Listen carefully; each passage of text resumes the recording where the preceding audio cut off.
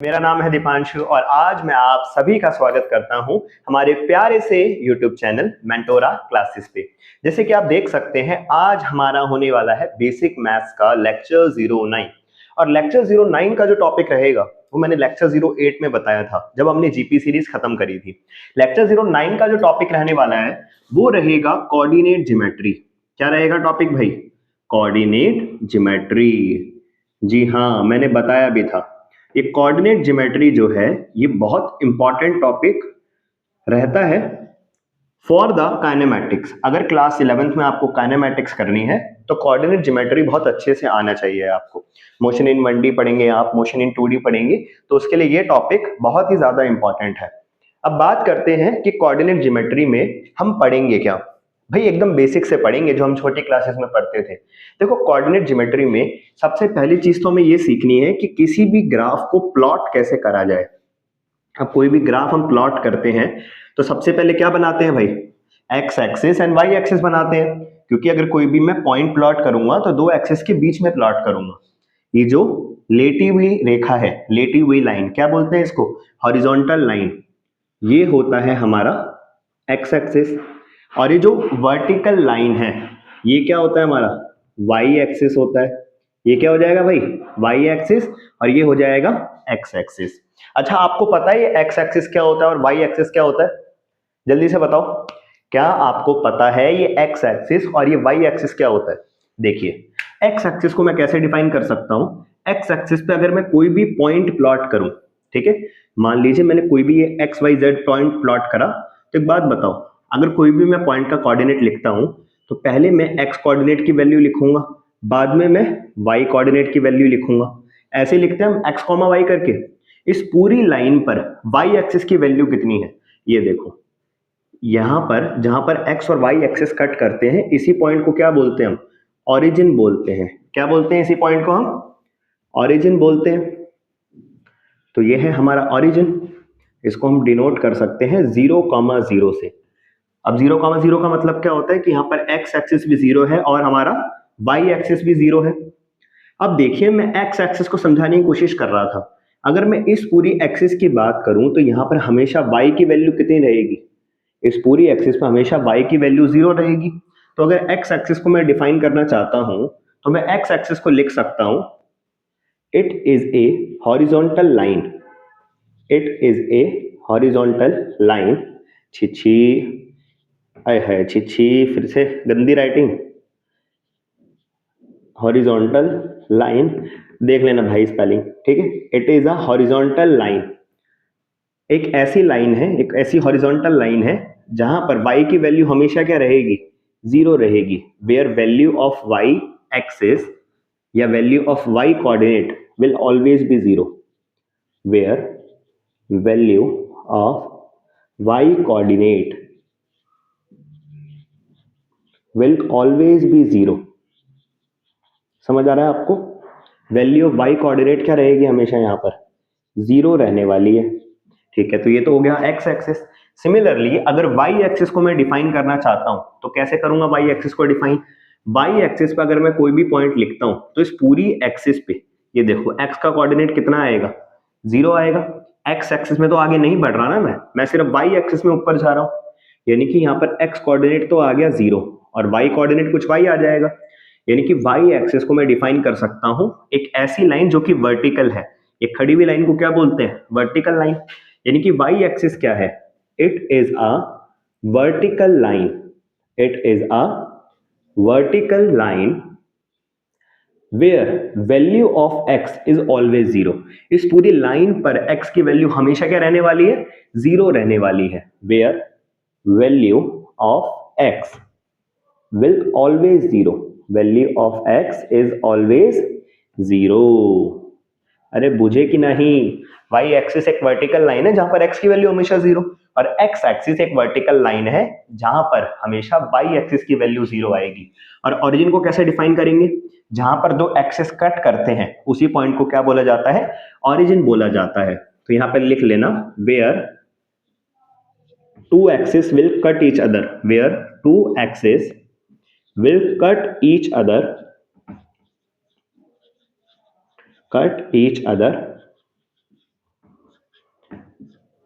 That point is known as origin. That point is known as origin. अरे बुझे कि नहीं बुझे? जल्दी से बताइए, जल्दी से नोट करिए, मैं एक बार चेक करता हूँ कि रिकॉर्डिंग सही हो रही है नहीं हो रही। हाँ जी, सही हो रही है रिकॉर्डिंग। चलिए, समझ आया ओरिजिन किसे बोलते हैं, एक्स एक्सिस किसे बोलेंगे एंड वाई एक्सिस किसको बोलेंगे। ठीक है, अब हम समझेंगे कि पॉइंट को प्लॉट कैसे करा जाए। जैसे आपको कोई भी पॉइंट वो दे देगा, जस्ट लाइक 2,3 दे देगा, -2,3 दे सकता है, 4,3 दे सकता है, 3 जरूरी नहीं है, कुछ भी दे सकता है रैंडम पॉइंट। तो उसको प्लॉट करना सीखते हैं। मार्कर तो गिरना ही होता है। ये नोट हो गया आपका? चलें आगे। चलिए, ये तो हो ही गया होगा, साथ साथ लिख लिया होगा आपने, बेसिक समझना ही तो था एक्स एक्सिस और वाई एक्सिस क्या होता है। अब हम सीखेंगे कि कैसे प्लॉट करें हम पॉइंट्स को एक्स और वाई एक्सिस में। एकदम बेसिक से चल रहे हैं, आता होगा वैसे तो बहुत सारे लोगों को, बट हो सकता है कुछ कुछ लोगों को ना आए। एक मिनट, हम ब्लैक से ही बनाते हैं इसे भी। चलिए, ये मैं बना रहा हूं दो एक्सिस दोबारा से, क्योंकि पॉइंट कहां प्लॉट करोगे, दो एक्सिस के बीच में प्लॉट करोगे आप पॉइंट। ये हो गया एक्स एक्सिस, है ना जी, बोल सकते हैं इसको एक्स एक्सिस। और ये क्या हो गया मेरा, वाई एक्सिस। जहां पर एक्स और वाई ने कट करा वो क्या हो गया मेरा, ओरिजिन हो गया, यानी कि ये पॉइंट हो गया 0,0। ये वाला क्या हो गया हमारा, माइनस एक्स एक्सिस, क्योंकि आगे वाले को अगर पॉजिटिव एक्स एक्सिस मानूंगा मैं, तो पीछे वाले को क्या मानूंगा, नेगेटिव नेगेटिव एक्स एक्सिस। क्या बोलेंगे इसे हम, नेगेटिव एक्स एक्सिस। ऊपर वाले को बोलते हैं पॉजिटिव एक्स एक्सिस, रेफरेंस है, ऊपर को पॉजिटिव मानेंगे और नीचे को क्या मानेंगे हम, नेगेटिव। ये हो गया हमारा नेगेटिव वाई एक्सिस। अब देखिए, जैसे मैंने बोला कि आप एक पॉइंट को प्लॉट करके दिखाएं जिसकी वैल्यू है 2,3। अब इसका मतलब क्या होता है, मैंने आपको जनरल बताया था कि कैसे लिखते हैं इसको। इसको लिखते हैं एक्स कॉमा वाई की फॉर्म में, यानी कि यहाँ पर जो पहली वैल्यू लिखी है वो क्या होगी, एक्स, और दूसरी वाली वैल्यू क्या हो जाएगी, वाई हो जाएगी। पर उससे पहले हमें यहाँ पर भी तो नंबर्स प्लॉट करने पड़ेंगे। चलिए जल्दी से करते हैं। अगर ये जीरो है एक्स एक्सिस का, तो यहाँ पर लेट से 1 आ जाएगा पॉजिटिव का, इधर क्या आ जाएगा, पॉजिटिव का 2 आ जाएगा, इधर क्या आ जाएगा, पॉजिटिव का 3 आ जाएगा, इधर पॉजिटिव का 4 और इधर पॉजिटिव का 5 आ जाएगा। अगर इधर मैं पॉजिटिव ले रहा हूं तो इधर कैसे नंबर्स लूंगा, नेगेटिव। इधर आ जाएगा -1, इधर आ जाएगा -2, इधर आ जाएगा -3, इधर आ जाएगा -4 एंड सो ऑन। इसी तरीके से चलेंगे। सिमिलरली वाई एक्सिस में भी नंबर प्लॉट करेंगे हम। अगर ये जीरो है तो इधर कौन सा पॉइंट आ जाएगा, फर्स्ट वाला, इधर सेकंड वाला, इधर थर्ड वाला, इधर फोर्थ वाला। यहाँ कम गैप दे दिया क्या मैंने, एक मिनट एक मिनट, कोई बात नहीं, अभी हाथ से बना रहा हूं ना, वैसे तो हम स्केल से मेजर करके बनाते हैं ये। 1 2 3 4 5 एंड 6, ये सारे नंबर कैसे होंगे, पॉजिटिव में ऊपर। बट अगर मैं वाई एक्सिस में नीचे आऊंगा तो नंबर कैसे प्लॉट होंगे, नेगेटिव में, -1 -2 -3 -4 -5। समझ गए ना, ये तो प्लॉट करना सबको आता होगा। अब जैसे पहला पॉइंट, मान लीजिए ये ए पॉइंट दिया हमें, ए पॉइंट के कोऑर्डिनेट्स क्या बता दिए, इन पॉइंट्स को क्या बोलते हैं हम, कोऑर्डिनेट्स बोलते हैं। क्या बोलेंगे इन पॉइंट्स को हम, कोऑर्डिनेट्स। तो ये जो कोऑर्डिनेट्स लिखे हैं मैंने, इसको प्लॉट कैसे करा जाए। मैंने यहाँ पर क्या बताया कि पहली वाली वैल्यू किसकी लिखी होती है, एक्स एक्सिस के डिस्टेंस की, और दूसरी वाली वैल्यू वाई एक्सिस के डिस्टेंस की। तो इसे प्लॉट कैसे करेंगे, सबसे पहले तो हम एक्स एक्सिस में 2 डिस्टेंस पे जाएंगे। ये हमारा जीरो है, देखो यहां से यहाँ एक्स एक्सिस में कितना आगे गए हम, 2 आगे गए। और वाई एक्सिस में कितना जाना है हमने आगे, बताओ, 3 जाना है। वाई एक्सिस की वैल्यू कितनी दे रखी है, 3 दे रखी है। तो यहां पर खड़े हो जाओ ओरिजिन पे और यहां से 3 तक जाओ, और फिर ये वाला पॉइंट देखो जो एक्स एक्सिस में कितना आगे जा रखा है, 2 डिस्टेंस आगे, और वाई एक्सिस में कितना ऊपर जा रखा है, 3। यानी कि ये जो पॉइंट होगा इसको मैं ए पॉइंट के नाम से बुलाऊंगा, और इसके कोऑर्डिनेट्स क्या हो जाएंगे, 2,3। क्या हो जाएंगे इसके कोऑर्डिनेट्स, 2,3। अच्छा, इसका मतलब क्या होता है 2 का और 3 का, 2 का मतलब ये होता है कि ये जो पॉइंट होगा ना, इसका परपेंडिकुलर डिस्टेंस जो होगा एक्स एक्सिस से, वो कितना होगा, 2 होगा। और इस वाले पॉइंट का मतलब क्या है, 3 वाले पॉइंट का मतलब, 3 वाले पॉइंट का मतलब ये है कि बेसिकली, हाँ सही बोला, सही बोला। 3 वाले पॉइंट का मतलब ये है कि ये अच्छा, ये वाई एक्सिस से परपेंडिकुलर डिस्टेंस है, perpendicular distance from Y axis. ये जो पॉइंट 2 लिखा था ना, इस 2 का मतलब ये होता है कि ये जो पॉइंट है इसका डिस्टेंस वाई एक्सिस से कितना है, perpendicular distance from Y axis. नहीं आया समझ? मैं एक बार और बता देता हूँ। मैं कहना चाह रहा था ये 2,3 का मतलब क्या है। पहले तो 2 का मतलब समझते हैं। 2 का मतलब ये होता है कि ये जो पॉइंट होगा ना, ए पॉइंट, वो वाई एक्सिस से कितने डिस्टेंस पे है। और ये डिस्टेंस हमेशा कैसे लेना है, हमने परपेंडिकुलर डिस्टेंस लेना है वाई एक्सिस से। तो ये जो 2 डिस्टेंस है, ये यहां से यहां का डिस्टेंस आ गया ना, perpendicular distance from Y axis. Similarly ये जो 3 वाला डिस्टेंस होता है, ये होता है perpendicular distance from x axis. ये देखो, एक्स एक्सिस से कितना ऊपर है ये पॉइंट, 3 ऊपर है। तो इस तरीके से बेसिक हम प्लॉट कर सकते हैं पॉइंट को, किसी भी पॉइंट को प्लॉट करा जा सकता है। अच्छा, एक और पॉइंट देख लेते हैं जल्दी से। जैसे मान लीजिए बी पॉइंट को प्लॉट करना है आपने, तो कैसे करेंगे आप? जैसे मान लीजिए बी के कोऑर्डिनेट दे दिए -1,3। क्या दे दिए कोऑर्डिनेट्स? -1,3। अब ये -1,3 कहां पर आएगा देखते हैं। पहली बात तो एक्स एक्सिस में डिस्टेंस कितना दिया है, -1, यानी कि ये रहा -1, ये रहा वो पॉइंट। यानी कि एक्स एक्सिस में तो मेरे को कितना आना है, -1 आना है, जो कि परपेंडिकुलर डिस्टेंस होगा वाई एक्सिस से अगेन। फिर वाई एक्सिस में कितना जाना है, 3 तक जाना है। तो वाई एक्सिस में यही वाला पॉइंट हो जाएगा 3, बट अब की बार पीछे की तरफ आएगा, यहां कहीं पर ये पॉइंट लाई करेगा। जो कि देखो, मैंने बोला ना वाई एक्सिस से ये वाला डिस्टेंस कितना आना चाहिए, इसका परपेंडिकुलर डिस्टेंस -1। और ये जो पॉइंट मैंने लिखा, लेट से बी पॉइंट, इसके कोऑर्डिनेट कितने लिखे थे, -1,3। इसका वाई एक्सिस से परपेंडिकुलर डिस्टेंस कितना है, -1। और एक्स एक्सिस से परपेंडिकुलर डिस्टेंस कितना है, 3। तो ये वाला पॉइंट क्या हो गया हमारा, -1,3। कितना हो गया ये वाला पॉइंट, -1,3। समझ आ रहा है आपको? चलो और पॉइंट्स करते हैं कुछ। ये सी पॉइंट भी देख लेते हैं। लेट से ये दे दिया मैंने, एक मिनट, ये मैंने दिया आपको -2, -4। ये लीजिए, -2 और -4 को प्लॉट करके दिखाएंगे आप। अब इसका मतलब क्या है, -2 का मतलब है कि x में -2 है और y में भी -4 है।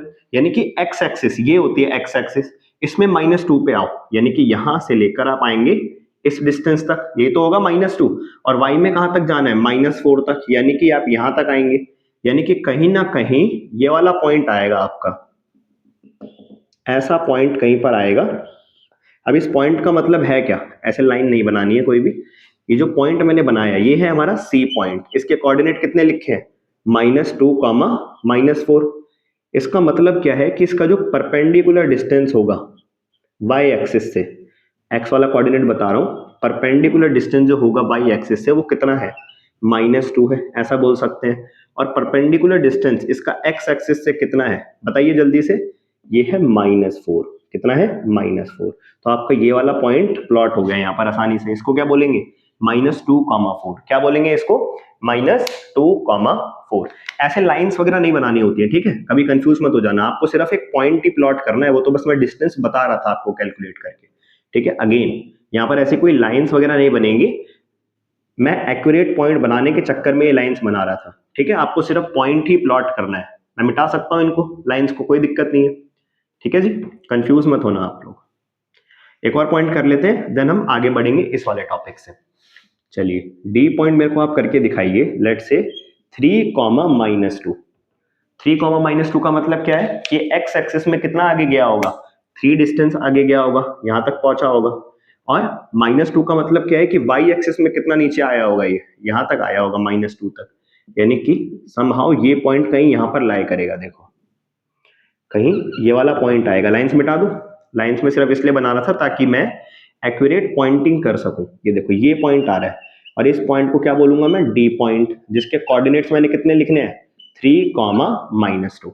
तो आई होप आपको प्लॉटिंग तो आ गई होगी कि कोई भी अगर हमें दे रखा है पॉइंट प्लॉट करने के लिए ग्राफ में, तो कैसे प्लॉट करेंगे। बढ़िया एकदम, जल्दी से देख लो इसे, जल्दी से नोट करो।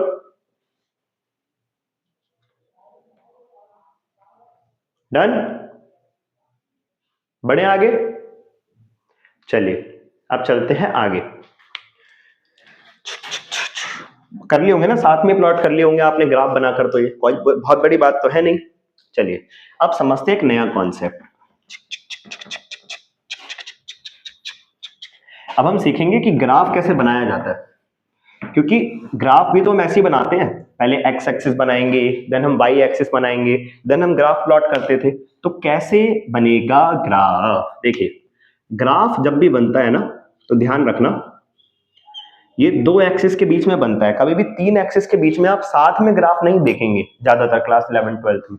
लिखना यहाँ पर, ग्राफ जो बनेगा वो हमेशा बनता है, graph will form between, graph will form between, will form between two axis, या तो आप टू एक्सिस बोलिए, या तो इसकी जगह आप बोल सकते हैं बिटवीन टू फिजिकल क्वांटिटीज है। सर ये फिजिकल क्वांटिटीज क्या होती हैं? अरे थम जाओ, अभी सब बताएंगे आपको। फिजिकल क्वांटिटीज क्या होती हैं? फिजिकल क्वांटिटीज ऐसी चीज होती है जिसको हम मेजर कर सकें। वो कोई भी चीज हो सकती है, जैसे फोर्स टाइम भी हो सकता है, वेलोसिटी टाइम भी हो सकता है। टाइम को मैं देख सकता हूँ ना कि कितना हो गया टाइम अभी, फोर्स को भी मेजर कर सकता हूँ। तो ऐसे क्वांटिटीज को फिजिकल क्वांटिटीज बोला जाता है। ठीक है, तो देखिए ग्राफ का बेसिक क्या है, एकदम बेसिक से समझेंगे। ये देखो, जैसे मान लो मैंने दो एक्सिस बनाता हूं, मैं जब भी ग्राफ बनाना होता है, एक तो मैं बनाता हूं जनरली वाई एक्सिस, और एक क्या बनाता हूं मैं, एक्स एक्सिस बनाता हूं। एक क्या बनाऊंगा मैं, एक्स एक्सिस बनाऊंगा। तो अब देखना यहां पर ग्राफ का सबसे बेसिक चीज क्या है। जैसे मान लीजिए आपको बोला गया कि आप वेलोसिटी टाइम ग्राफ बनाएं। क्या बनाएं? Velocity time graph. तो आप मेरे को ये बताइए जल्दी से कि आप वेलोसिटी को कहां पर रखेंगे। मतलब आपको वेलोसिटी और टाइम में रिलेशन बताना है, तो एक को आपको एक्स एक्सिस पे रखना पड़ेगा, एक को वाई एक्सिस पे। तो आप किसको एक्स एक्सिस पे रखेंगे और किसको वाई एक्सिस पे रखेंगे, बताएं जल्दी से। देखो जनरली बचपन से जो देखकर आए हैं ना हम, वो ये देखा है कि वेलोसिटी को हम कहाँ रखते हैं, वाई एक्सिस पे, और टाइम को कहाँ रखते हैं हम हमेशा, एक्स एक्सिस पे। अब आपने कभी सोचा कि मैं टाइम को वाई एक्सिस पे क्यों नहीं रख सकता और वेलोसिटी को एक्स एक्सिस पे क्यों नहीं रख सकता, या क्यों नहीं रखते हैं? इसका रीजन पता है आपको? इसका रीजन ये होता है कि हमेशा एक्स एक्सिस पे कैसी क्वांटिटी दिखेगी आपको, एक्स एक्सिस पे आपको हमेशा इंडिपेंडेंट क्वांटिटी लिखी मिलेगी। कैसी क्वांटिटी लिखी मिलेगी? इंडिपेंडेंट। ध्यान रखना, यानी कि एक्स एक्सिस पे ऐसी क्वांटिटी रखनी है जो किसी क्वांटिटी पे डिपेंड नहीं करती, वो इंडिपेंडेंट है। और वाई एक्सिस पे हमेशा हम लिखते हैं डिपेंडेंट क्वांटिटी। क्या लिखते हैं यहां पर हम हमेशा? Dependent quantity. मैंने टाइम को यहां पर एक्स एक्सिस पे इसलिए रखा क्योंकि टाइम किसी के लिए रुकता नहीं है। जैसे मान लीजिए कोई गाड़ी है, ठीक है, ये मैंने कोई गाड़ी बना ली, टायर बन गए बड़े इसके, कोई बात नहीं। मान लो इसकी वेलोसिटी है, अभी मान लो टाइम हो रहा है 0 सेकेंड। कितना हो रहा है टाइम? 0 सेकेंड। और मान लो इसकी वेलोसिटी है 0 सेकेंड। जब टाइम थोड़ा बढ़ जाएगा, मान लो टाइम बढ़कर हो गया 10 सेकेंड। कितना हो गया? 10 सेकेंड। बट वेलोसिटी हो गई इसकी 0 ही, मान लो गाड़ी चली नहीं, मान लो ऐसा मान लो, चलो 0 मीटर पर सेकेंड, 0 मीटर पर सेकेंड। अब मेरे को एक बात बताओ, अगर वेलोसिटी 0 थी, t इक्वल्स टू 0 पे, और t इक्वल्स टू 0 पे वेलोसिटी स्टिल 0 है। अब मेरे को एक बात बताओ, क्या टाइम वेलोसिटी की वजह से रुक गया क्या? टाइम तो अपना बढ़ेगा ना आगे, 0 से 10 सेकेंड। या टाइम किसी के लिए रुकता तो है नहीं, सुना होगा आपने, टाइम तो चलता रहेगा। क्या वेलोसिटी जो है, ये मैं समझाना ही चाह रहा हूं, देखना इधर, कि जो वेलोसिटी है 0 मीटर पर सेकेंड है, 0 मीटर पर सेकेंड है। इससे समझ नहीं आएगा, दूसरे एग्जांपल से समझते हैं। 2 मिनट, सॉरी सॉरी इसके लिए, ठीक है। अच्छा, आप सब क्रिकेट देखते होंगे, आपने कभी ना कभी कोई मैच तो देखा होगा, ठीक है। वहां पर जब भी एक ग्राफ दिखाया जाता है टीवी में, वो कौन सा ग्राफ होता है? वो ग्राफ होता है ओवर और रन्स का। किसका ग्राफ होता है? ओवर और रन्स का ग्राफ होता है। अब हमेशा आप देखेंगे यहां पर ओवर लिखे जाते हैं एक्स एक्सिस पे, और वाई एक्सिस पे क्या रिप्रेजेंट होते हैं? रन्स रिप्रेजेंट होते हैं। इस तरीके से ये देखिए, ऐसे ऐसे करके ग्राफ देखा होगा आपने कुछ। यानी कि मान लीजिए जब पहला ओवर पड़ा होगा, यहां से ग्राफ स्टार्ट होगा, एकदम 0 से स्टार्ट नहीं होता है। मान लो जब पहला ओवर गिरा तो कुछ ना कुछ रन आए होंगे। मान लीजिए यहां पर कितने रन आए? 5 रन आए। कितने रन आए? 5 रन आए। फिर मान लो दूसरा ओवर गिरा तो दूसरे ओवर के अंदर कितने रन आ गए? मान लो यहां पर 7 रन आ गए। कितने रन आ गए? 7 रन। ये कौन बताएगा हमें? वाई एक्सिस बताएगा ना, क्योंकि वाई एक्सिस पे रन प्लॉट कर रखे हैं। तो मैं यहां पर समझाना ये चाह रहा था कि एक्स एक्सिस पे हमेशा इंडिपेंडेंट क्वांटिटी रखी। मेरे को एक बात बताओ, चाहे रन बने या ना बने, ओवर तो डलते रहेंगे ना। मान लो टेस्ट मैच खेलने लग जाए बैटिंग वाली टीम, रन ही नहीं बन रहे, रन ही नहीं बन रहे, तो रन जो है ना वो ओवर पे एक तरीके से क्या है? डिपेंडेंट है। अगर कोई ओवर डालेगा ही नहीं तो रन तो बन ही नहीं सकते। बट मान लो अगर रन बन ही नहीं रहे, रन रोक लिए उन्होंने, बैट्समैन रन ही नहीं बना रहा, तो ओवर तो चलते रहेंगे ना लगातार। बताओ जल्दी से, ओवर रन पे डिपेंड थोड़ी कर रहे हैं, बॉलर तो डालता रहेगा, तो टुक टुक करता रहे, मत बना रन। यानी कि एक्स एक्सिस में हमेशा वो क्वांटिटी रखनी है जो इंडिपेंडेंट हो, और वाई एक्सिस में हमेशा कौन सी क्वांटिटी रखेंगे, जो डिपेंड करेगी एक्स एक्सिस वाली क्वांटिटी में। तभी तो हम ऐसे ग्राफ बनाते हैं, that Y is a function of X, y is a function of x, यानी कि y किस पे डिपेंड कर रहा है, x पे डिपेंड कर रहा है। y is dependent, y is dependent upon x, x वाला किसी पे डिपेंड नहीं करता। इसलिए जितने भी ग्राफ आपने देखे होंगे, भले ही वो फोर्स वर्सेस टाइम का हो, भले ही वो वेलोसिटी वर्सेस टाइम का हो, भले ही वो एक्सेलरेशन वर्सेस टाइम का हो, भले ही वो मोमेंटम वर्सेस टाइम का हो, इन सारे ग्राफ में जो मेरे को टाइम प्लॉट करना है वो कौन से एक्सिस पे करना है, एक्स एक्सिस पे करना है। कहां पर करना है, हमेशा एक्स एक्सिस पे, क्योंकि टाइम हमेशा ही एक इंडिपेंडेंट क्वांटिटी है, किसी पर डिपेंड नहीं करता। तो इतना बेसिक तो समझ आया। जब भी ग्राफ बनाऊंगा दो एक्सिस के बीच में बनाऊंगा या दो फिजिकल क्वांटिटीज के बीच में बनाऊंगा, और हमेशा इंडिपेंडेंट क्वांटिटी को एक्स एक्सिस पे रखूंगा और डिपेंडेंट क्वांटिटी को वाई एक्सिस पे रखूंगा। ये फिजिकल क्वांटिटी वाला एक बार मैं समझा देता हूं। जैसे मान लो आपको बोला गया कि आपको मोमेंटम और वेलोसिटी का ग्राफ बनाना है, और आप सबको पता होगा कि मोमेंटम का फॉर्मूला क्या होता है, मोमेंटम का फॉर्मूला होता है मास इनटू वेलोसिटी। पर यहां पर देखो, मैंने बोला दो फिजिकल क्वांटिटीज के बीच में ग्राफ बनाना है, कौन कौन सी, एक तो मोमेंटम आना चाहिए और एक क्या आना चाहिए, वेलोसिटी आना चाहिए। पर यहां पर तो तीसरी फिजिकल क्वांटिटी भी आ गई, मास भी आ गया ना यहाँ पर, यहाँ मोमेंटम भी है, यहाँ मास भी है, यहाँ वेलोसिटी भी है। तो मैं ग्राफ कैसे बनाऊं, तो हमेशा ध्यान रखना, कभी भी कोई फॉर्मूला आपको पता होगा और आपको बोलेगा ग्राफ दो फिजिकल क्वांटिटीज के बीच में बनाने के लिए, अगर कुछ इंफॉर्मेशन नहीं दी है उसने, तो ये जो तीसरी फिजिकल क्वांटिटी है इसको आप क्या मानेंगे, हमेशा कांस्टेंट मानते हैं। क्या मानेंगे इसको, हमेशा कांस्टेंट मान के चलेंगे।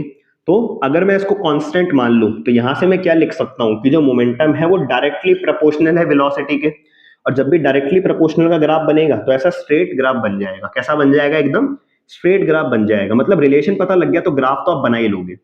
बस बेसिक ध्यान ये रखना है, अगर कोई भी फिजिकल क्वांटिटीज के बीच में आपको ग्राफ बनाने को बोला और उसके अलावा अगर और कोई फिजिकल क्वांटिटी आ रही है, अगर और कुछ गिवन भी नहीं है, तो आप उसको हमेशा क्या मान के चलेंगे, कांस्टेंट मान के चलेंगे। क्या मानेंगे उसको, कांस्टेंट मानेंगे। चलिए जल्दी से नोट करें इसे।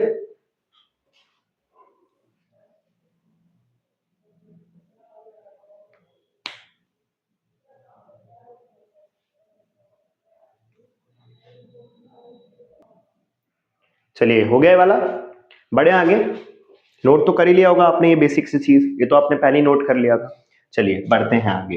अब एक इंटरेस्टिंग चीज सीखेंगे जो आपने छोटी क्लास में पक्का करी होगी। अब हम सीखने वाले हैं कि अगर मान लीजिए एक्स और वाई एक्सिस के बीच में दो पॉइंट्स प्लॉट हो रखे हैं, तो उनके बीच में डिस्टेंस कैसे निकाला जाए। क्योंकि डिस्टेंस कई बार आपको निकलवा सकता है, वो कोई भी दो पॉइंट दे देगा एक्स और वाई एक्सिस में बनाकर, और क्या बोलेगा, आप उसके बीच में क्या निकालें, डिस्टेंस निकालें। ठीक है, मान लीजिए ये मैंने बना लिया अपना एक्स एक्सिस, और यहाँ क्या बना लिया मैंने अपना वाई एक्सिस।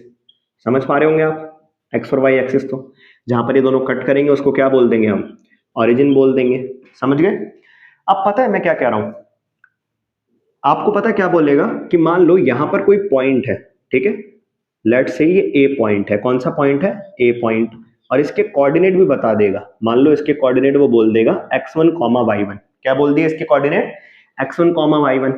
और यहां पर एक पॉइंट दे देगा, बोलेगा यहां पर भी एक पॉइंट है, मान लो ये बी पॉइंट है, और ये जो बी पॉइंट है इसके कोऑर्डिनेट भी उसने बता दिए। कह रहा है इसके कोऑर्डिनेट है x2 y2। ये x1 y1 x2 y2 variable है, ये कुछ भी हो सकती थी वैल्यूज। अब वो पता क्या बोलेगा आपसे, वो बोलेगा कि एक बात बताओ कि ये ए पॉइंट है, ये बी पॉइंट है, इन दोनों के बीच में डिस्टेंस निकाल कर बताओ। अगर मैं इन दोनों पॉइंट को एक स्ट्रेट लाइन से जोड़ देता हूं तो ये डिस्टेंस कितना होगा। लेट से इसको मैंने मान लिया D distance.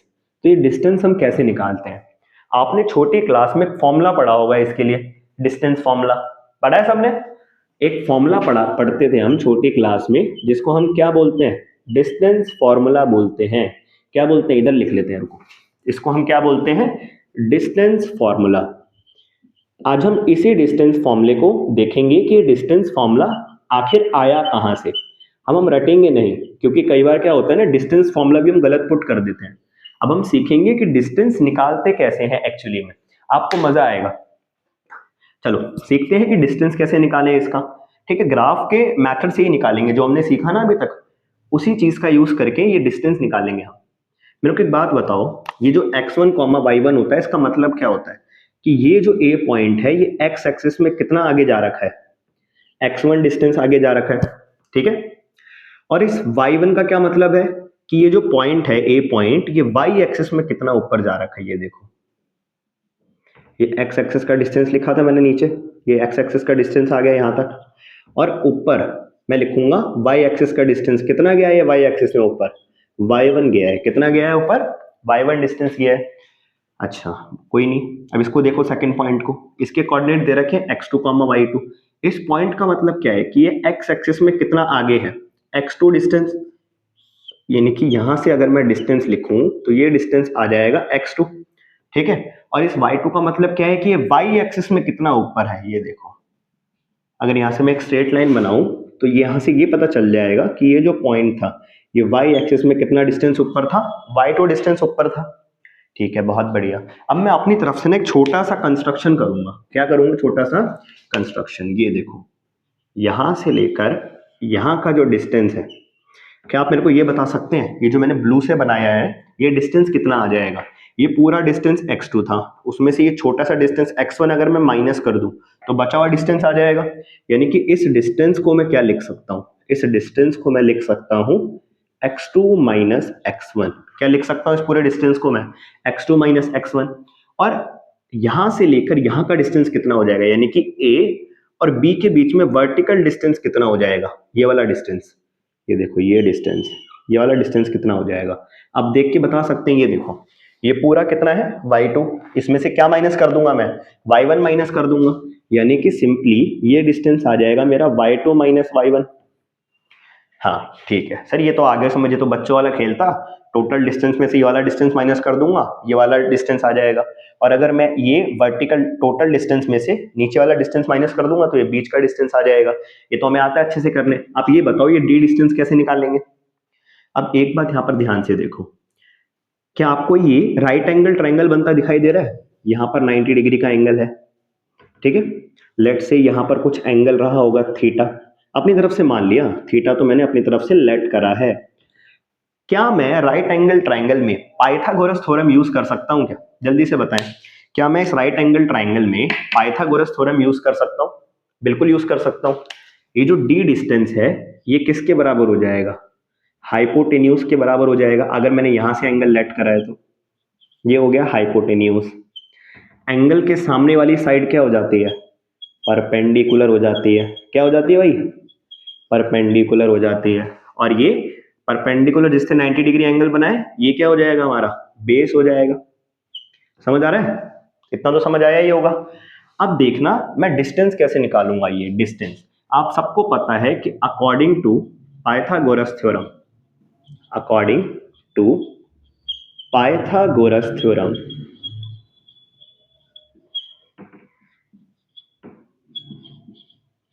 According to Pythagoras theorem हम क्या बोल सकते हैं कि जो हाइपोटेन्यूज का स्क्वायर है वो किसके बराबर होता है, परपेंडिकुलर का स्क्वायर प्लस में बेस के स्क्वायर के बराबर। बोल सकता हूं ऐसा मैं, कोई दिक्कत नहीं है। यहाँ पर हाइपोटेन्यूज किसके बराबर है, डी के बराबर, जो हमें निकालना था, यानी कि डिस्टेंस का स्क्वायर। परपेंडिकुलर किसके बराबर है, y2 माइनस वाई के बराबर, यानी कि यहाँ मैं लिख दूंगा y2 माइनस वाई का होल स्क्वायर, और प्लस में क्या लिख दूंगा, बेस कितना था मेरा x2 माइनस x1, यानी कि यहाँ पर मैं लिख दूंगा x2 माइनस x1 का होल स्क्वायर। समझ आया। और ये तो d का स्क्वायर है ना, हमें तो d निकालना है। तो यहाँ देखना, अगर मैं स्क्वायर को उधर ले जाऊं तो ये वहां जाकर क्या बन जाएगा, अंडर रूट बन जाएगा, क्योंकि इधर अगर पावर 2 है तो उधर जाकर क्या बन जाती है, पावर 1/2, रेसिप्रोकल हो जाती है पावर। ठीक है, यानी कि d को मैं क्या लिख सकता हूं, y2 माइनस y1 का होल स्क्वायर प्लस में x2 माइनस x1 का होल स्क्वायर। और इस पूरे की होल पावर कितनी हो जाएगी, हाफ हो जाएगी। होल पावर क्या हो जाएगी इसकी, हाफ। और हाफ पावर का मतलब होता है अंडर रूट, यानी कि ये जो डी डिस्टेंस निकल कर आएगा वो कितना आएगा अंडर रूट में, y2 माइनस y1 का होल स्क्वायर प्लस में x2 माइनस x1 का होल स्क्वायर। आप सबने पढ़ा था ये डिस्टेंस फॉर्मूला छोटी क्लास में। सबको कंफ्यूजन होता था कि भाई स्क्वायर करना है या नहीं करना, y पहले रखना है x पहले रखना है। खैर उससे तो खैर नहीं फर्क पड़ता, पर हाँ स्क्वायर करने और ना करने से बहुत बदल जाएगा फॉर्मूला। अगर आप ये बेसिक याद रखें कि ये पाइथागोरस को यूज करके हमने डिस्टेंस निकाला है दो पॉइंट्स के बीच में, और थोड़ी सी कोऑर्डिनेट ज्योमेट्री लगाई है, तो ये डिस्टेंस आप कभी नहीं भूलेंगे। ठीक है, आपको ये समझ आया ये डी डिस्टेंस कैसे निकाला मैंने पाइथागोरस का यूज करके? कैमरे में आ रहा है ये? यस आ रहा है, बच गए। चलो शाबाश। ये डिस्टेंस समझ आया कि दो पॉइंट्स के बीच में हम डिस्टेंस कैसे निकाल सकते हैं। डिस्टेंस फॉर्मूला हमें बताता है डिस्टेंस बिटवीन टू पॉइंट्स। क्या बताता है distance formula? Distance between two points. समझ आ गया?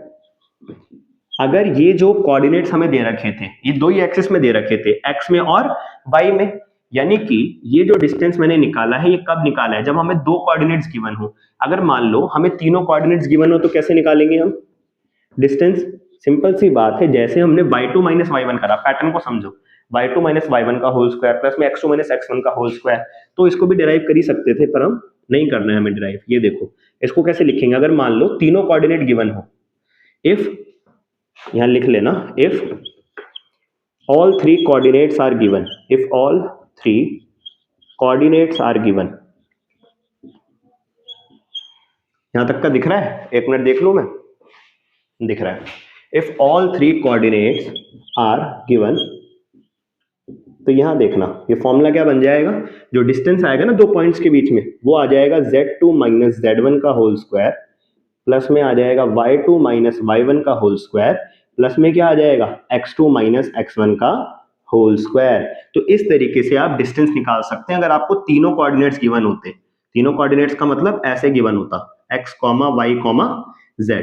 यहाँ पर क्या गिवन थे? दो कोऑर्डिनेट्स। तो ये जो फॉर्मूला है वो किसके लिए है? ये है फॉर टू कोऑर्डिनेट्स।